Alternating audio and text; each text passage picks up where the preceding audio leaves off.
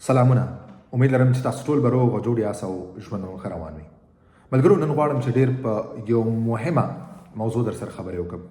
هغه مهمه موضوع دا ده چې څه وخت مخکې دلته د فرانسې دولت نوی قانون پیش کو او دا قانون د مشرانو په جرګه کې د بحث لپاره پیش شوی و. په دې باندې به بحث کېږي او هر کله چې دا د قانون حصه شوه نو بیا به دا قانون عملي کېږي. په دې کې ډېره یو مهمه نقطه ده چې غواړم په هغې باندې نن خبرې وکړم. دا ستاسو دپاره ډېره زیاته مهمه ده. ولې مهمه ده او څنګه مهمه ده، زه غواړم په دې باندې خبرې وکړم. ملګرو، په دې کې یو نقطه یا یو ټکی په دغه قانون کې دا شامل دی چې دوی غواړي د کورنیو الحاق باندې څه شرایط کېدي. یعنې هغه ملګري څوک چې غواړي خپله کورنۍ دلته فرانسې ته راولي ژوند کولو دپاره، دې دپاره فعلا څه شرایط نشته. تاسو کولی شئ چې خپل ماشومان، خپل میرمن دلته راوغواړئ فرانسې ته بغیر د کوم شرطه.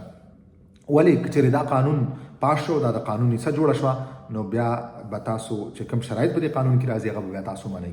دې کې دوه ډېرې مهمې خبرې دي چې یو دا بیمه ختمول، بیمه شرایط وبخئ، د بیمې شرط ایښودل خپل فامیل دپاره.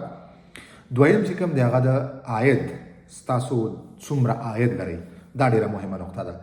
لکه دا اوس تر دا معلومه نه ده چې څومره عاید باید ته ولرې ته خپل ماشومان یا میرمن راغوښتلی شي. ولې مهمه خبره دا ده چې باید تاسو عاید ولرئ. دا مطلب دا دی، عاید لرلو مطلب دا دی چې باید تاسو کار ولرئ.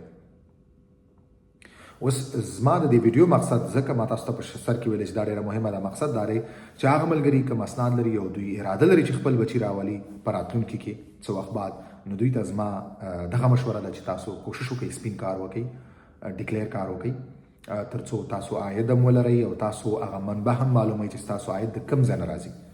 صحیح ده؟ نو تاسو دپاره کار ډېر زیات ضروري دی فامیل راوستلو دپاره که چېرې دا د قانوني څه شي.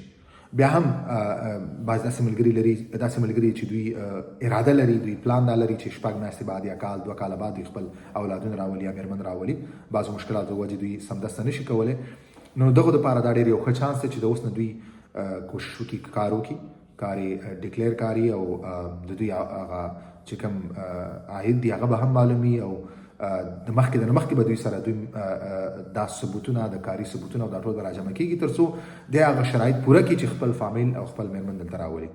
نو دا ډېره مهمه خبره ده، ځکه مې غوښتل چې ستاسو په ذهن کې زه دغه خبره بیا واچوم چې تاسو کوشش وکړئ چې کار وکړئ که چېرې تاسو غواړئ چې خپل فامیل راولئ. بغیر دې نه هم تاسو د کار ضرورت دی، باید تاسو کار وکړئ، خو ولې باید دلته ستاسو خوندخایي، تاسو سره چې هر کله تاسو بچي راولئ ستاسو عاید معلومي، ستاسو تنخواه معلومئ. نو که اوس نه تاسو کار شروع کړئ، دغه ستاسو کیس، ستاسو دغه دوسیه نوره هم مضبوطئ، ستاسو به پشتیفۍ تاسو سره لا ډېري، ستاسو خوندخواه به لا د مخکې واخلئ.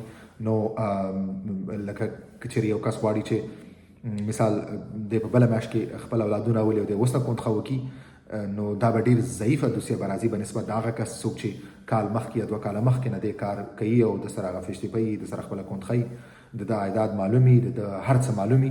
نو دا به ډېره بهتر راځي، ډېر مضبوط به راځي او پکې په دوسیه باندې به ډېر مثبت اثر غورځوي. نو دغه شرط لپاره اوس نه آمادګي ونیسئ. د دغه ویډیو مقصد دا و چې تاسو اوس نه په دې باندې کار وکړئ، دا په خپل پلان کې واچوئ او دا پلان عملي کړئ تر څو تاسو وکولی شئ خپل کورنۍ دلته راوغواړئ فرانسه کې ژوند لپاره. مننه ملګرو، که کوم ورور پوښتنه لري تاسو خپله پوښتنه دلته په یوټیوب چینل باندې کمنټ کولی شئ. انشاءالله په خپل وخت به زه ستاسو پوښتنې تاسو ته جواب در کوم. ویډیو همدومره وه، مخامخه